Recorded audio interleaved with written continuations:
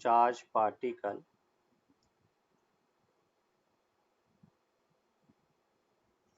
if 25% charge of one particle transfer to the other charged particle, then find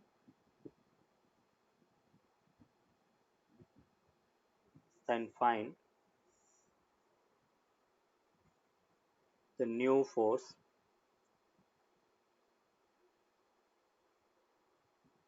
between both charges placed at same distance. दोनों same distance पर रखे गए हैं तो कितना नया फोर्स होगा वो अपने को फाइंड करना। जैसे इसका एग्जाम्पल ऑप्शन दे रखा है बेटा ए 3f/4, बी 15f/16, सी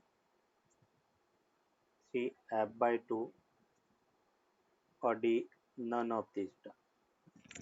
ये क्वेश्चन है।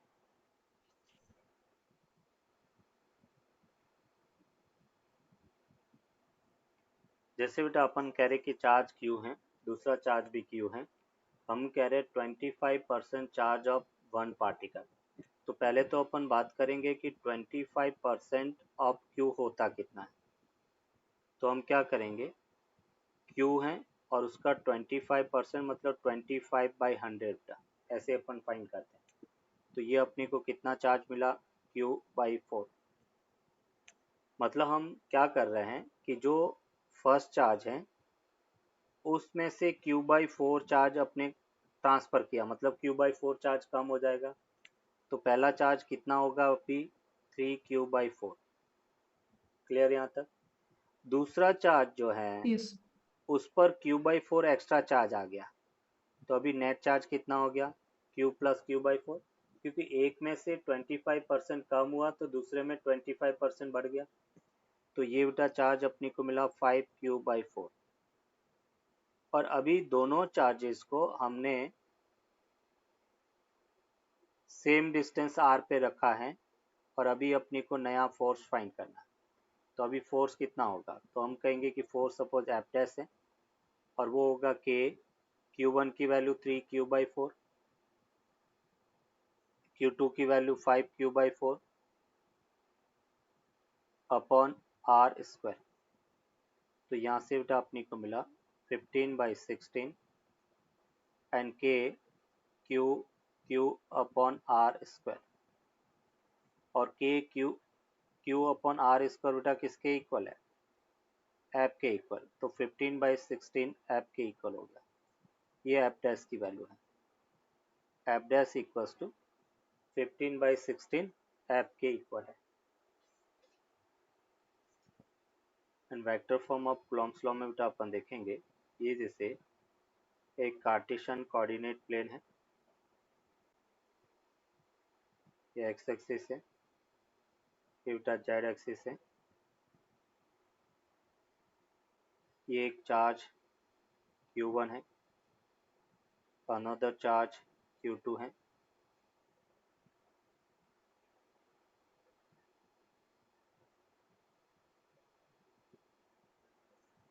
चार्ज Q1 और Q2 और उसका पोजीशन वेक्टर बेटा अपन कह रहे हैं ये पोजीशन वेक्टर R1 है, ये बेटा पोजीशन वेक्टर R2 है।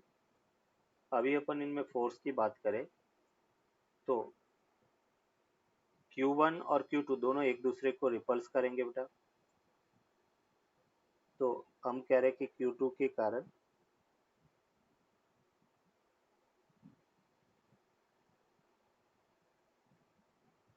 Q2 के कारण Q1 बेटा इधर रिपल्स करेगा और सेम Q1 Q2 को इस डायरेक्शन में रिपल्स करेगा। मतलब हम कह सकते हैं कि force on charge particle 1 due to 2 बेटा वो इस डायरेक्शन में होगा and force on 2 due to बेटा 1 वो इस डायरेक्शन में होगा। और अगर हम इसकी डायरेक्शन की बात करें, हम बात करें जैसे बेटा 1 से 2 की तरफ जा रहा है तो R1 2 ये बेटा वेक्टर इधर होगा, हम 2 से 1 की तरफ जा रहे हैं तो R21 इधर होगा।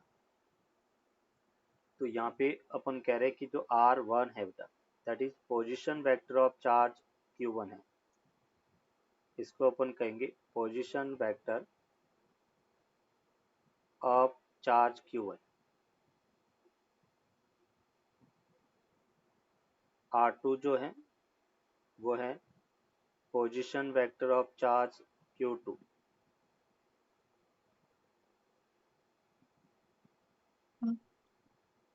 सर बोलो बेटा। सर ये direction of R radius 1 due to 2, उसकी डायरेक्शन ये कैसे होगी? देखो चार्ज Q2 जो है वो Q1 को रिपल्स करेगा, रिपल्स करने का मतलब आगे जाएगा। तो इसलिए हमने कहा है कि हाँ जो यहाँ पर F12 है वो force on charge due to 2 है, force on charge Q1 due to Q2 है, क्योंकि बेटा रिपल्सन अवे होता है, दूर होगा, दूर अपन कह रहे Q2 हाँ उस पर अवे, इस Q2 के कारण Q1 पे लगने वाला फोर्स वो इस डायरेक्शन में होगा और Q1 इसको इधर रिपल्स करेगा ऑपोजिट डायरेक्शन में, दोनों फोर्स इक्वल एंड ऑपोजिट होंगे। और यहाँ पे जो हाँ F21 है उसको अपन कहेंगे force due to force on charge Q2 due to Q1, force on charge Q2 due to Q1, Q2 के कारण Q2 पर Q1 के कारण लगने वाला फोर्स F21 होगा। अगर बेटा अपन बात करें R12, ये बेसिकली पोजीशन वेक्टर है, मतलब हम 1 से 2 की तरफ जा रहे हैं, वो R12 और उसको हम लिखते बेटा R2 vector minus R1 vector. ये अपने डिस्प्लेसमेंट वेक्टर जो पढ़ा था वेक्टर्स के अंदर उससे रिलेटेड है बेटा। अगर R21 वेक्टर की बात करेंगे इसका मतलब हम 2 से 1 की तरफ जा रहे हैं और उसको अपन कहेंगे फाइनल पॉइंट का पोजीशन माइनस इनिशियल पॉइंट का position, R1 vector minus R2 vector. दोनों की डायरेक्शन बेटा इक्वल, दोनों की डायरेक्शन है वो अपोजिट होगा, मतलब R12 उसका जो मैग्नीट्यूड है वो R21 के इक्वल होगा, मैग्नीट्यूड दोनों का सेम होगा और उसको सिंपल अपन R लिख सकते हैं। तो अगर मुझे यहाँ पर F12 बेटा फाइंड करना, force on charge 1 due to 2 बेटा, और वो होगा K Q1 Q2 upon R square, और ये बेटा अपन कह रहे कि इसकी डायरेक्शन R21 कैप, ये इसकी डायरेक्शन हो गया। एज सेम अगर बेटा F21 अपने को फाइंड करना है तो हम कहेंगे K Q1 Q2 upon R square R12 cap के इक्वल, और यहाँ पे बेटा अपन कहेंगे कि R21 cap equals to minus of R12 cap के इक्वल होता है। तो मैं यहाँ पर R12 को नेगेटिव अगर रखता हूँ तो देखो हमें क्या मिल रहा है, F21 को हम लिख सकते हैं कि Q1 Q2 upon R square minus R21 capital, और यहाँ से अपन इसको सॉल्व करेंगे तो हमें क्या मिल रहा है, minus of K Q1 Q2 upon R square R21 cap के इक्वल है। क्लियर बेटा? Yes sir. और ये बेसिकली फोर्स कौन सा है बेटा, ये F12 के बराबर है। तो यहाँ पे सिंपल अपन कह सकते हैं, नोट कर दिया ये। Yes sir. अगर अपन F21 की बात करें तो यहाँ से बेटा अपने को मिला F21 equals to minus of F12 vector, और दोनों फोर्स बेटा इक्वल एंड ऑपोजिट है, मतलब एक्शन रिएक्शन पेयर का फॉर्म हो रहा है। इसका मतलब इसको अपन कहेंगे न्यूटन्स थर्ड लॉ को फॉलो करता है बेटा, ये न्यूटन्स थर्ड लॉ है, न्यूटन्स थर्ड लॉ। दोनों फोर्स इक्वल एंड ऑपोजिट है, मतलब न्यूटन्स थर्ड लॉ को फॉलो करता है। और यहाँ से बेटा अपन कहेंगे कि F21 plus F12 equals to 0 है, मतलब दोनों फोर्सेस का वेक्टर सम 0 के इक्वल है। मतलब मैं ये कह सकता हूँ कि F नेट इक्वल्स टू 0 है। और जब अपन कह रहे कि नेट फोर्स 0 है, इसका मतलब हम कह सकते हैं कि लीनियर मोमेंटम कंजर्व रहता है। जब इलेक्ट्रोस्टैटिक फोर्स लगता है तब सिस्टम का लीनियर मोमेंटम कंजर्व होगा। मतलब हम कहेंगे एफ नेट 0 है, इसका मतलब P I equals to P F के इक्वल हो। लीनियर मोमेंटम दोनों चार्ज पार्टिकल का कंजर्व रहेगा। अभी देखो यहाँ पर अगर अपन देखें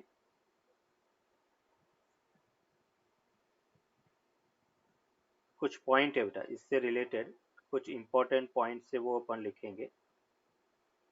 और सबसे फर्स्ट पॉइंट बेटा, पहला पॉइंट है कि जो कूलॉम्स लॉ है या कूलॉम्स फोर्स का जो फॉर्मूला है K Q one Q two अपन R square, that is only applicable for point like charges. Point के फॉर्म में चार्जेस होंगे तभी हम K Q one Q two अपन आर स्क्वायर लगा सकते हैं। अगर चार्ज डिस्ट्रीब्यूशन है तो अपन K Q one Q two अपन आर स्क्वायर डायरेक्टली नहीं लगा सकते। तो फर्स्ट पॉइंट अपन कहेंगे कि Coulomb's law is only valid for point like charges.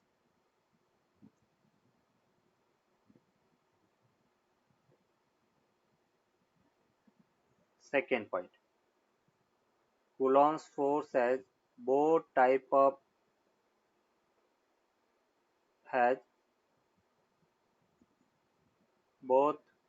of nature,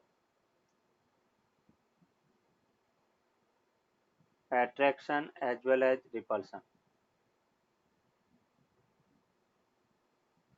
Attraction as well as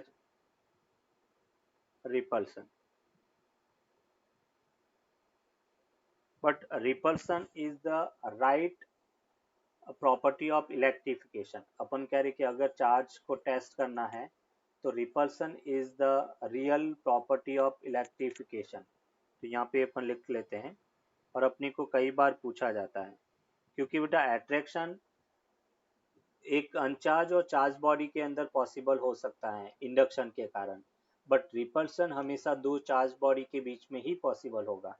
तो हम कहेंगे कि repulsion is the real property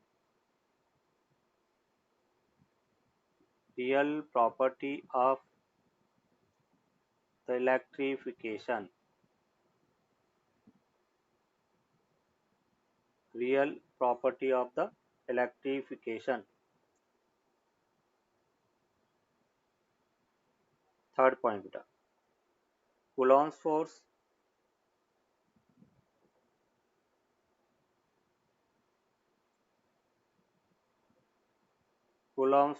follows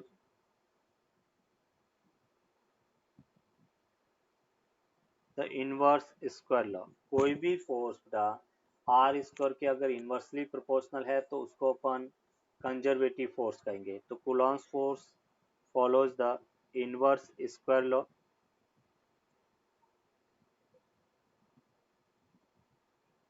hence it is conservative force।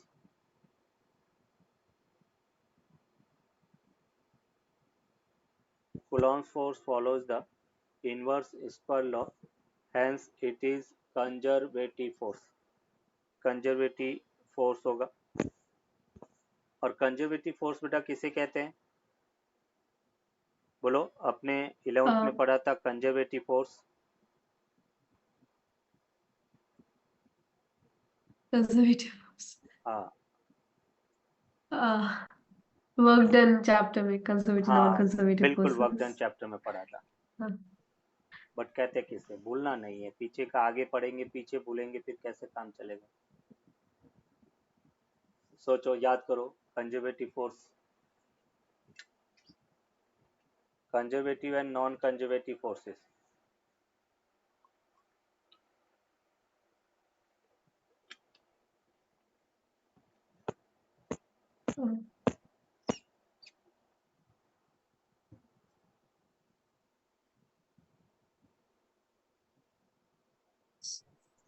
याद नहीं आ रहा हमने है। कहा था ऐसे फोर्सेस जिसके कारण वर्क डन इनिशियल और फाइनल पोजीशन पे डिपेंड करता है, उसके पाथ पे डिपेंड नहीं करता है, उसको अपन कंजर्वेटिव फोर्स कहेंगे। मतलब हम कहेंगे the work done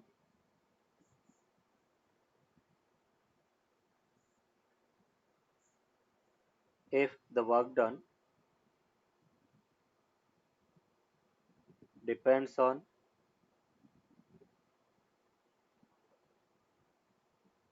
initial and final position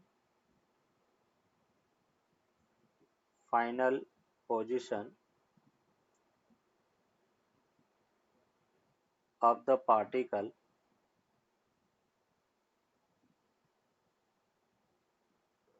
initial and final position of the particle, then the force is called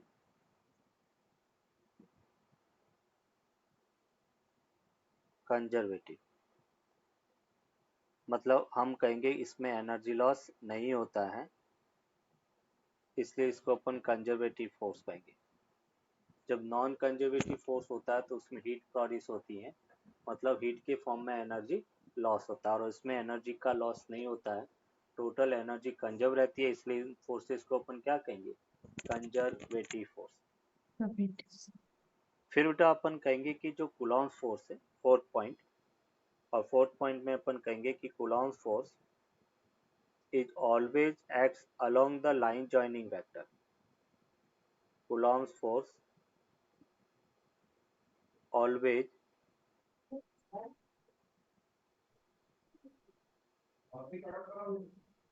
always acts along the line joining vector.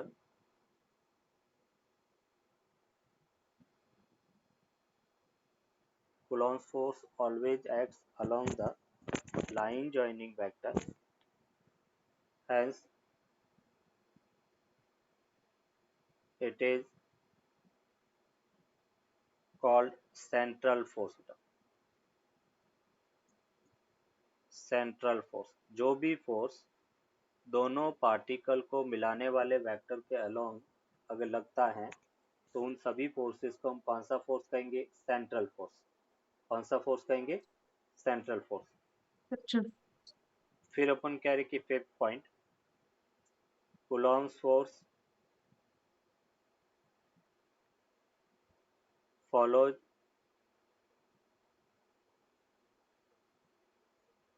the principle of superposition. Principal of superposition. बोलो बेटा, principal of superposition किसे कहते हैं?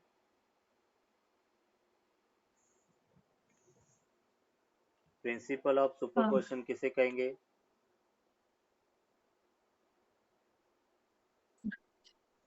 नहीं, ऐसे काम नहीं चलेगा।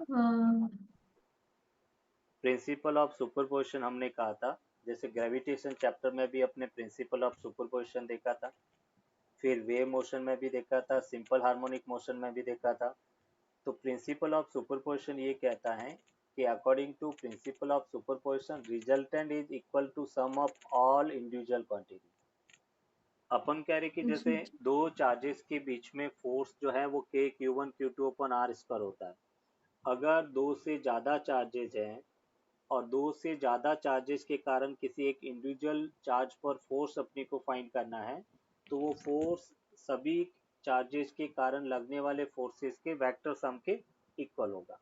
उसी को अपन प्रिंसिपल ऑफ सुपरपोजिशन कहेंगे। तो यहाँ पे अगर प्रिंसिपल ऑफ सुपरपोजिशन को बेटा अपन अलग से डिफाइन करें, principal of superposition principle of superposition. And principal of superposition को अगर वन लाइन में बेटा डिफाइन करें तो हम ये कह सकते हैं resultant is equal to sum of all individual. तो यहाँ पे अपन कहेंगे कि according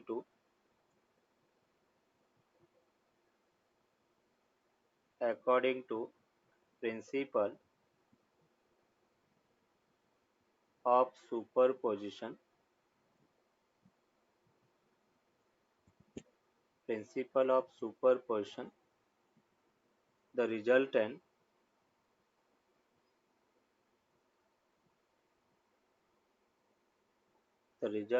is equal to the sum of the individual। ये बेटा प्रिंसिपल ऑफ सुपरपोजिशन है। अभी इसका यूज करते हुए हम फाइंड करेंगे बेटा किसी एक चार्ज पर दो से ज्यादा चार्जेस के कारण फोर्स। तो यहाँ पे अपन कह रहे हैं कि force on a single charge particle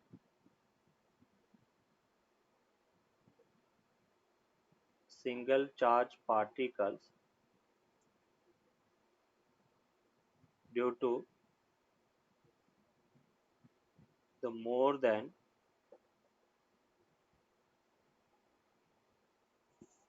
one charge particle। एक से ज्यादा चार्ज पार्टिकल के कारण हम फोर्स देखेंगे किसी एक चार्ज पर। तो force on a single charge particle due to more than one charge particle.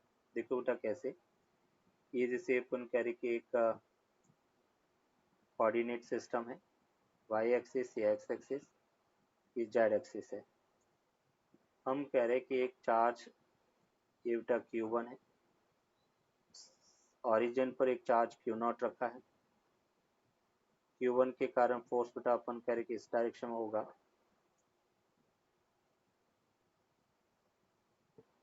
ये Q1 के कारण फोर्स इधर है।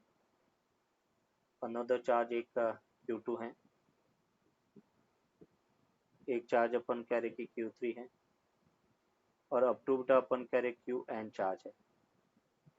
इन सब के कारण बेटा फोर्स अगर देखें तो Q2 के कारण फोर्स इधर होगा, Q3 के कारण फोर्स बेटा इधर होगा, और अप टू अपन कह रहे कि इस Qn के कारण फोर्स इधर होगा। ये चार्ज Qn है, तो ये फोर्स जैसे F1 हो गया, ये बेटा F2 हो गया, ये F3 हो गया, और ये अपन कह रहे कि फोर्स Fn हो गया। तो हम यहाँ पर कहेंगे कि late F1, F2, F3 and F3 Fn are the forces on charge Q0 due to the charges Q1, Q2 up to Qn respectively। हम कह रहे बेटा F1, F2, F3 up to Fn, ये charge Q1, Q2, Qn up to Qn के कारण जो charge Q0 है उस पर लगने वाला फोर्स है। तो अभी देखो अपन कैसे हम कहेंगे using principle of superposition. Using principle of superposition, और प्रिंसिपल ऑफ सुपरपोजिशन क्या कहता है कि रिजल्टेंट फोर्स हैं that will be sum of the all individual forces. Clear यहाँ तक? हम कहेंगे कि जो एफ नेट है बेटा,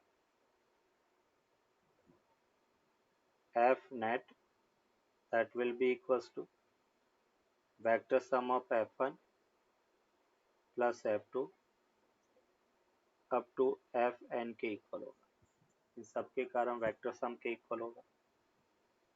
F1 को अपन क्या लिखेंगे बेटा, के क्यू वन अपॉन R1 का स्क्वायर, और ये अपने पास R1 जीरो कैप होगा बेटा, सॉरी फोर्स की बात कर रहे हैं, फोर्स होगा बेटा के Q naught Q one upon R1 का स्क्वायर और R1 जीरो कैपिटल। F2 की बात करेंगे तो ये फोर्स होगा K Q naught Q two upon R2 का square, R2 zero cap, up to K Q naught Q N R N का square, R N zero cap होगा। और इसको हम सिग्मा नोटेशन में लिखें तो हम ये कह सकते हैं कि क्यू नॉट बेटा कॉमन ले लिया, I equals to 1 to N Q I R I का square, R I zero cap के इक्वल होगा। ये बेटा अपन कह रहे कि लगने वाला नेट फोर्स है।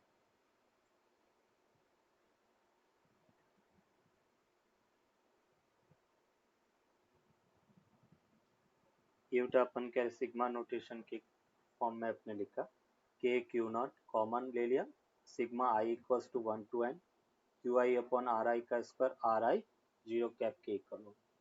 क्लियर? ये जो सिंबल मैंने यहाँ पे यूज Yes. किया है इसको अपन कहते हैं बेटा sigma notation, So, sigma notation या समेशन साइन, या हम इसको कहेंगे समेशन साइन।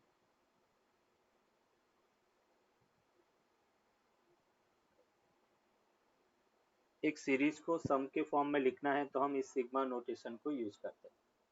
क्लियर यहाँ तक? अभी देखो इससे yes. इससे रिलेटेड कुछ एग्जांपल अपन देखते हैं। जैसे बेटा अपन कह रहे कि एक इक्विलैटरल ट्रायंगल है, ये जैसे एक ट्रायंगल है इक्विलैटरल, इस इक्विलैटरल ट्रायंगल के तीनों कॉर्नर पर इक्वल चार्ज क्यू रखे गए। ये चार्ज क्यू है, ये चार्ज क्यू है, ये चार्ज क्यू है। ट्रायंगल ऑफ साइड लेंथ बेटा ए के इक्वल है, और अपने को पूछा गया है कि find the net force acting on a single charge particle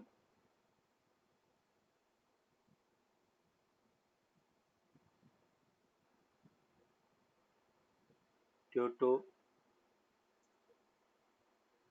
the rest of two। किसी एक चार्ज पार्टिकल पर रिमेनिंग दो चार्ज के कारण फोर्स बेटा अपने को फाइंड करना है। सेम टाइप की प्रॉब्लम्स अपने ग्रेविटेशन में भी सॉल्व की थी, वही कंसेप्ट यहाँ पर भी अप्लाई करना है। तो ट्राई करो कितना मिल रहा बेटा फोर्स अपने को। दो vectors A vector plus B vector का रिजल्टेंट अगर फाइंड करना तो हम कैसे फाइंड करते थे, under root A square plus B square plus two A A square B plus cos B theta, square plus AB cos theta है ना। तो सेम अपन कह रहे कि यहाँ पर अगर मैं F1 और F2 का मैग्नीट्यूड फाइंड करता हूँ तो F1 और F2 का मैग्नीट्यूड कितना होगा बोलो, के Q1 के Q2 Q square, Q1 Q2 same है तो के क्यू स्क्वायर हो गया, अपॉन डिस्टेंस कितना बेटा ए का स्क्वायर। A तो दोनों का मैग्नीट्यूड सेम होगा तो हम कहेंगे फोर्स मिला के क्यू स्क्वायर अपॉन ए स्क्वायर। अभी बेटा अपनी को तो मैग्नीट्यूड फाइंड करना, तो हम यहाँ पर कहेंगे कि mod of F net that will be equals to under root F1 square plus F2 square plus 2 F1 F2, और ये cos थीटा के इक्वल होगा, और थीटा की वैल्यू यहाँ पर 60 डिग्री के इक्वल है। क्लियर यहाँ तक?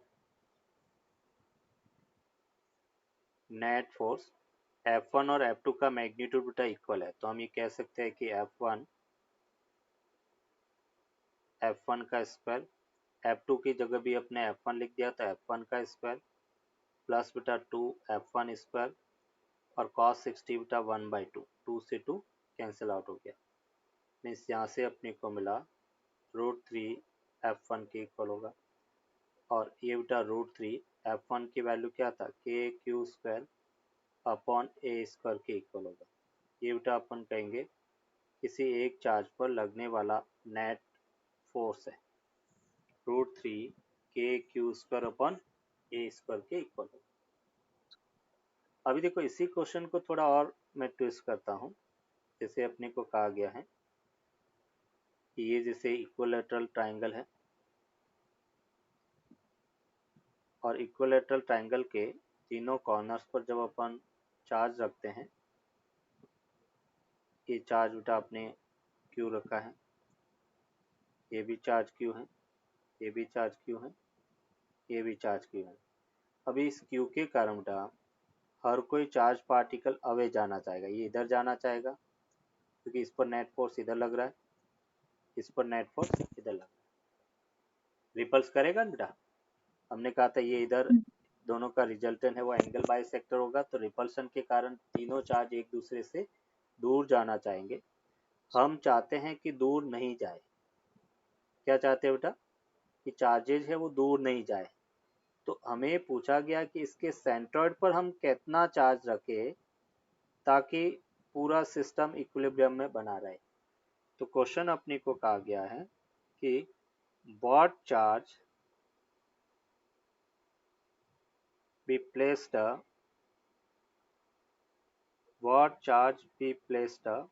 at the centroid of the triangle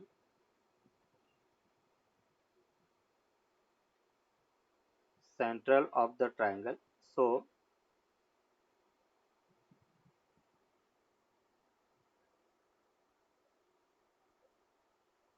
the whole system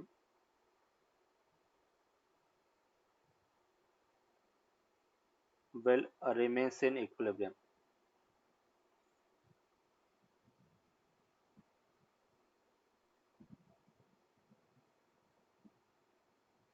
Whole system will remains in equilibrium. पूरा सिस्टम इक्विलिब्रियम में बना रहे, उसके लिए बेटा अपन कह रहे कि कितना चार्ज उसके सेंट्रॉइड पर रखना पड़ेगा। क्लियर। अभी देखो बेटा हमें यहाँ पे ये मिला है कि इस क्यू पर लगने वाला फोर्स अगर अपन देखें तो अभी हमने कैलकुलेट किया कितना था, √3 KQ² अपॉन A²। अभी बेटा इक्विलिब्रियम कब होगा, जब अपन कह रहे कि सेंटर पर एक नेगेटिव चार्ज अपन रखेंगे, है ना, तभी तो ये फोर्स इसको इधर लगाएगा ऑपोजिट बेटा डायरेक्शन में। तो इस पर अपन कह रहे कि नेट फोर्स 0 कब होगा, जब अपन कह रहे कि मैं सेंटर पर बेटा अपन कह रहे कि एक नेगेटिव चार्ज रखेंगे और वो नेगेटिव चार्ज उसको यहाँ पे अट्रैक्ट करेगा। सपोज बेटा मैंने चार्ज क्यू रख दिया और उस क्यू की वैल्यू अपने को फाइंड करना है। तो देखो इस क्यू पर नेट फोर्स 0 कब होगा, तो मैं ये कह सकता हूँ कि इस कैपिटल क्यू के कारण इस पर फोर्स क्या होगा, तो बेटा के capital Q small Q upon ये डिस्टेंस सपोज आर है तो इसको हमने कहा R² प्लस बेटा प्लस √3 KQ² अपॉन A², और उसका सम 0 होगा। नेट फोर्स बेटा 0 होगा तभी तो सिस्टम इक्विलिब्रियम में रहेगा। ये हमने देखा था NLM के अंदर, कोई भी सिस्टम इक्विलिब्रियम में तब रहता है जब उस पर लगने वाला नेट फोर्स 0 होता है। तो मैंने इस क्यू पर लगने वाले नेट फोर्स को 0 किया, इस प्लस क्यू के कारण इस कैपिटल क्यू के कारण फोर्स के क्यू अपॉन R², और इस स्मॉल क्यू और इसमें कारण इस पर फोर्स √3 KQ² अपॉन A² है और सम 0 होगा। अभी बेटा यहाँ पे एक R की वैल्यू मुझे फाइंड करना है। तो देखो R कैसे फाइंड करेंगे और फिर उस डाटा को याद रखेंगे बेटा। तो ये जो अपन कह रहे कि R डिस्टेंस सेंट्रॉइड की कॉर्नर से डिस्टेंस R है और ये 30 डिग्री है और ये बेटा एंगल बाइसेक्टर है। तो हम ये कहेंगे कि एंगल बाइसेक्टर जो है वो फेसिंग साइड को दो इक्वल पार्ट में डिवाइड करती है। तो R cos 30 बेटा वो a/2 के इक्वल होगा। तो यहाँ से बेटा r cos 30 को अपने का √3/2 इक्वल्स टू a/2, 2 से 2 कैंसिल आउट, मीन्स यहाँ से r equals to a/√3, r की वैल्यू a/√3 के इक्वल है। तो अभी बेटा अपन कह रहे हैं कि यहाँ पे सिंपल अपन लिख सकते हैं कि k capital Q small q upon a/√3, centroid की कॉर्नर से डिस्टेंस बेटा a/√3 उसका होल स्क्वायर इक्वल्स टू बेटा minus √3 k q square upon a square. बेटा ऐसे क्वेश्चन एनसीईआरटी में कई बार पूछे जा चुके बोर्ड में। तो देखो यहाँ से बेटा अपने को क्या मिल रहा है, के क्यू से के क्यू कैंसिल आउट हो गया, ए स्क्वायर से ए स्क्वायर कैंसिल आउट हो गया, और उसको अपन ये लिख सकते हैं बेटा रूट मतलब 3q equals to minus √3q। तो कैपिटल Q इक्वल्स टू बेटा अपने को मिला -q/√3 बेटा। इतना चार्ज सेंट्रॉइड पर रखेंगे तब सिस्टम इक्विलिब्रियम में रहेगा।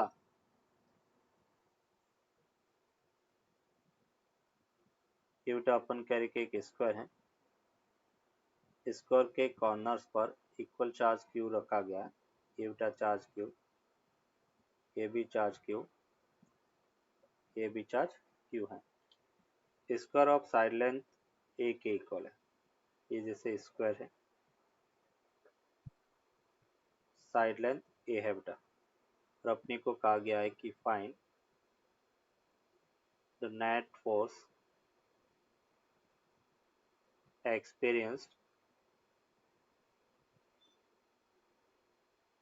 experienced by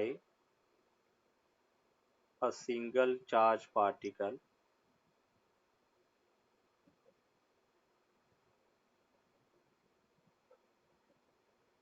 due to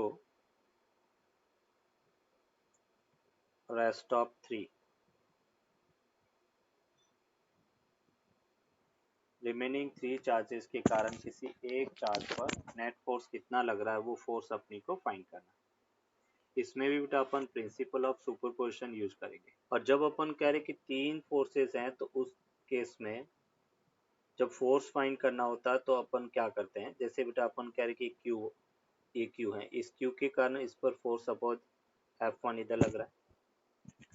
दूसरा बेटा इस Q, 90 डिग्री होगा। हाँ इस Q के कारण बेटा फोर्स इधर लगेगा। इस Q के कारण अपन कह रहे कि इस पर फोर्स वो इधर लगेगा। ये 3 फोर्सेज और इन तीनों का सम अपने को करना है।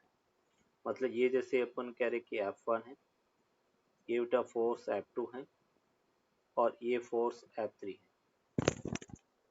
तो जब अपन रिजल्टेंट फोर्स की बात करें, नेट फोर्स, तो नेट फोर्स क्या होगा, तो हम कहेंगे vector sum of F1 plus बेटा vector sum of F2 plus अपन कहेंगे वेक्टर सम ऑफ F3। तीनों फोर्सेस का अपने को वेक्टर सम करना है।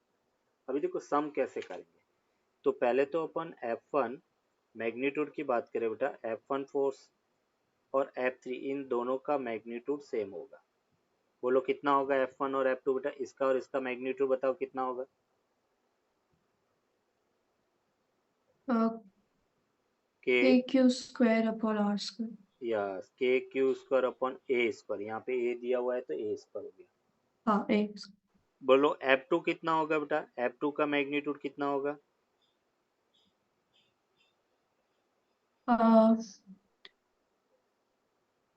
के क्यू अपॉन के ए क्यू स्क्वायर। स्क्वायर अपॉन,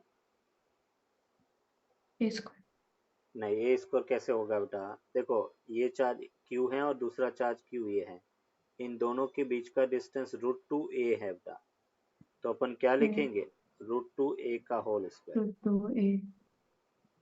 तो यहाँ से अपने को फोर्स मिला के क्यू स्क्वायर अपॉन 2a का स्क्वायर। क्लियर। अभी जैसे बेटा दो से ज़्यादा फोर्सेज होते हैं और उनको अगर अपने को ऐड करना है तो हम क्या करेंगे, पहले एक्स एक्स कंपोनेंट को ऐड करेंगे, वाई वाई कंपोनेंट को ऐड करेंगे, तो ये एंगल बेटा कितना होगा 45 डिग्री होगा। इस F2 का अगर ये कंपोनेंट अपन देखें तो ये होगा F2 cos 45 और ये कंपोनेंट बेटा कितना होगा F2 sin 45। तो पहले अपन F1 की x डायरेक्शन में फोर्सेस की बात करें बेटा Fx, तो वो होगा F1 प्लस F2 cos 45। तो F1 की वैल्यू कितना है, तो F1 अपने पास होगा k q square upon a square, F2 की value k q square upon 2a square cos 45 बटा 1 अपॉन रूट 2, और उसको सॉल्व करेंगे तो हमें मिला k q square upon a square और ये बेटा 1 प्लस 1 अपॉन 2 रूट 2। फिर अपन इसी टाइप से बेटा Fy की बात करते हैं, तो Fy अपने पास क्या होगा F3 plus F2 sin 45। F3 की value k q square upon a square है बेटा, प्लस F2 को अपन लिखेंगे k q square upon 2a square और sin 45 1 upon root 2।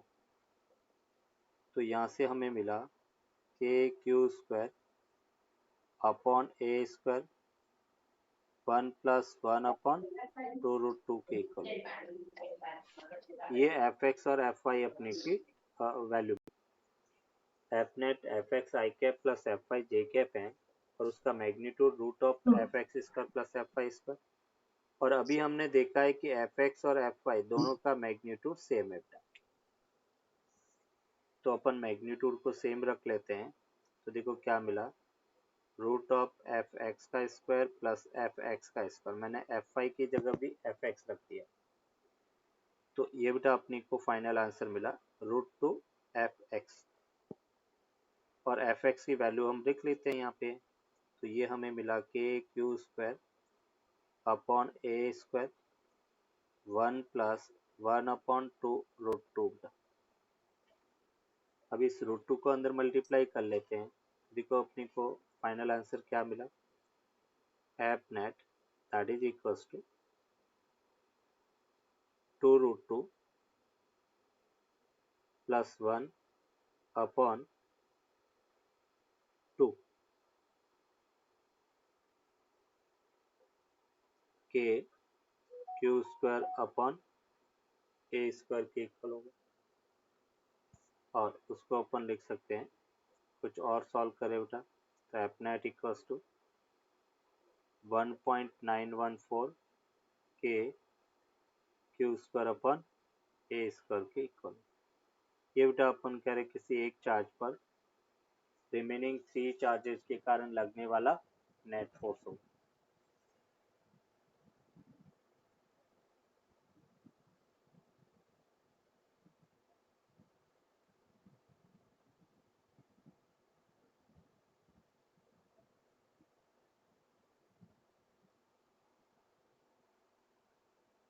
Yes sir, ज्यादा चार्जेस के साथ भी क्वेश्चंस आते हैं, इसमें 4 थे और 4 से ज्यादा नहीं, चार चार्ज का ही क्वेश्चन अपने को पूछते, 3 या 4 चार्ज, उससे ज्यादा नहीं पूछते। क्लियर? चलो, यस तो इसके आगे अपन फिर नेक्स्ट क्लास फ्राइडे को मिलेंगे, फ्राइडे। ठीक है? ओके चलो बेटा, और मैं आपको उसका सॉल्यूशन भेजता हूँ, और जो रिमेनिंग क्वेश्चन है वो भी आपको हाँ सॉल्व करना है, ठीक है? Yes okay. Thank you.